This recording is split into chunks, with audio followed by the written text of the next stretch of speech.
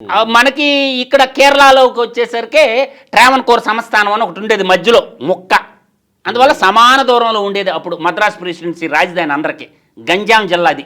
ఏది మనకి ఇప్పుడు బరంపురం ఎక్కడ ఉన్నింది, దేంట్లో ఉన్నిందా? గంజాం జిల్లాలో ఉన్నది బరంపురం.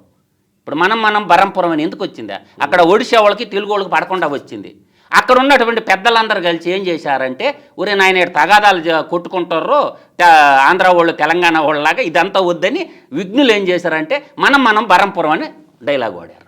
బరంపురం వాళ్ళు అంతా ఏమన్నారంటే, ఒడియా మాట్లాడిని తెలుగు మాట్లాడిని మనం బరంపురం, దానితో ఆగిపోయింది.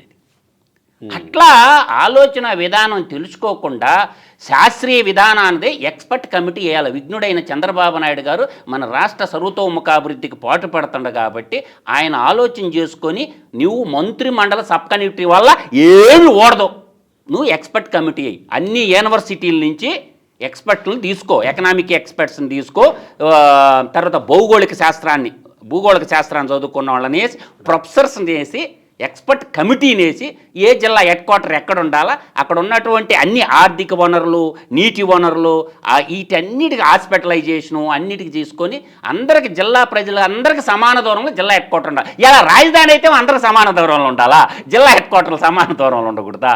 కాబట్టి ఆలోచన చేసుకొని పునర్విభజనతో పాటు నేను అంటుండేది అంటే నువ్వు వేసిన కమిటీని కూడా పునర్వ్యవస్థీకరణ చేయమని చెప్తుండా